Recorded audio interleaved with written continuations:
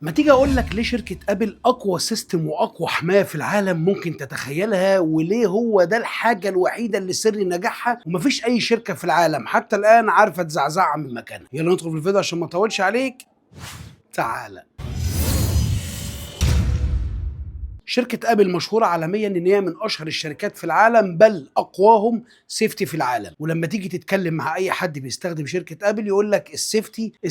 الشركة بتخاطب الخصوصية بطريقة فظيعة. هكلمك عن ميزة موجودة في الايفون بتاعك وموجودة في الايباد بتاعك وفي الماك وفي اي حاجة تخص منتجات شركة ابل من الاو اس عامة. الخاصية دي عندك وفي ناس مفعلاها وهي مش عارفة ان هي مفعلاها، وفي ناس مش مفعلاها، ولو مش مفعلاها والجهاز لا قدر الله اتسرق او ضاع منك اعرف ان كل حاجة في البرايفسي بتاعتك راحت. طيب الخاصية دي كانت شركة ابل عاملاها وابتدت ان هي تحسن فيها وتعلي من مستواها تقريبا من بداية الاي او اس 18. الخاصية دي اسمها ستولين ديفايس برودكشن، يعني خاصية مانع او حامي السرقة، مانع السرقة او حامي السرقة. شركة ابل لما نزلت الخاصية دي كانت منزلاها بقوة لدرجة ان انت صاحب الموبايل عشان تغير الباسورد بتاع الموبايل بتاعك لازم تحط الفيس اي دي، ولو انت في مكان غير معتاد من الاماكن اللي انت بتعتاد عليها الايفون بيعرف تلقائي ان ممكن يكون مش انت الشخص، فما بتعرفش تغير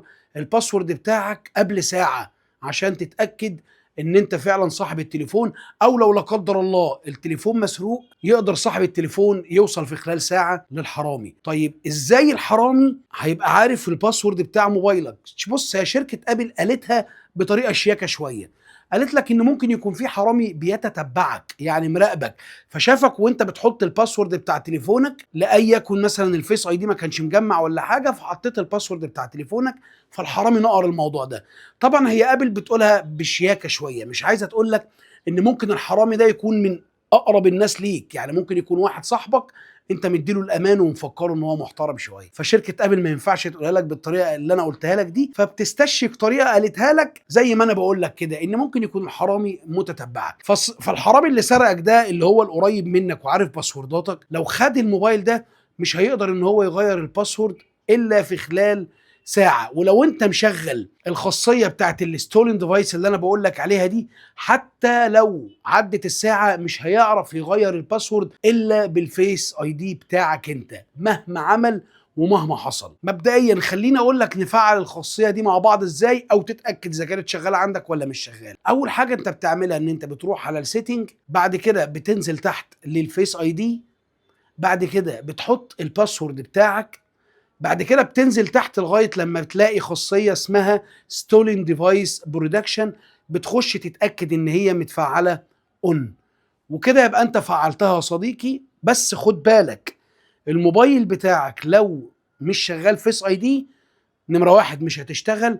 الموبايل بتاعك لو لا قدر الله باظ منك في يوم من الايام فيس اي دي انت مش هتعرف تعمل اي حاجة على التليفون، ولا هتعرف توصله باي كمبيوتر عشان تاخد باك اب من الحاجة اللي عليه، ولا هتعرف تعمل اي حاجة خالص الا لما تصلح الفيس اي دي. طيب لو الفيس اي دي ما تصلحش يا صديقي دي بلوة تانية خالص بحركات تانية خالص. اللي انت ما تعرفوش بقى يا صديقي ان انت حتى لو عايز تفرمطه عشان تبيعه برضه لازم الفيس اي دي، يمين شمال انت لازم تصلح الفيس اي دي. يعني هي ملهاش حل، هي ليها حل. يعني لما حصل معايا انا تواصلت مع شركة ابل، شركة ابل ذات نفسيها ما عندهاش القدرة ان هي تقدر تخش تلغي لك الموضوع ده، لازم بوشك انت. فلما قعدت اتكلم مع الموظف مشكورا كتير جدا حاولنا ان احنا نوصل لحل بعيد عن الفيس اي دي، انما للاسف حتى ابل رفع السيطرة عن الموقف ده، يعني ابل مش هتعرف تفكه. فالسيفتي كان جامد جدا جدا. طيب انا عملت ايه عشان اخد الحاجة؟ عملت حاجة جميلة جدا،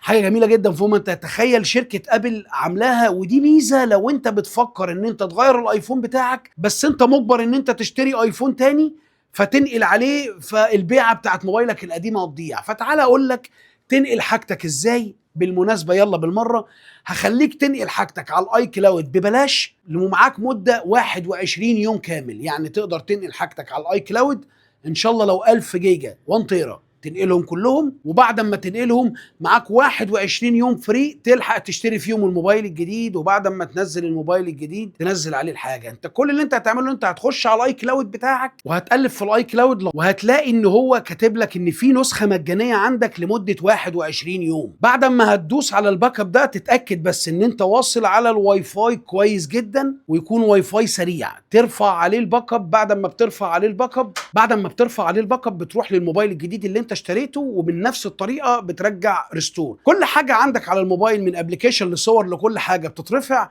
ما عدا حاجه واحده بس، الواتساب لازم تاخد الباك اب بتاعه على الاي كلاود من الاعدادات السيتنج بتاعه الواتساب ذات نفسه، وبرضه هترجع بنفس الطريقه. بعد ما بتاخد الباك اب بتاعك وبتتاكد ان انت رفعت كل حاجه يا صديقي، ازاي تفرمت الموبايل اللي عليه خاصيه الستولين ديفايس بروتكشن اللي احنا مش عارفين نفرمته؟ بكل بساطه هتمسك اي لابتوب او موبايل ايفون تاني، هنقول لابتوب، هتمسك لابتوب وهتخش على موقع جوجل وهتكتب على فايند ماي ايفون، هيتفتح لك موقع ابل، هتحط ايميل الاي كلاود بتاعك بالباسورد، هتلاقي الموبايل بتاعك مفتوح وموجود. كل اللي انت هتعمله ان انت هتفعل وضع السرقه ان هو مسروق منك، وهتعمل اريس او هتعمل فورمات للموبايل ده، هتدخل الباسورد بتاعك من غير فيس اي دي ولا اي حاجه، لان المفروض ان انت مبلغ بيه ان هو مسروق، فانت محتاج تفرمطه. هتبص تلاقي الموبايل جنبك على طول بيتفرمط وبيتمسح بيه كل حاجه.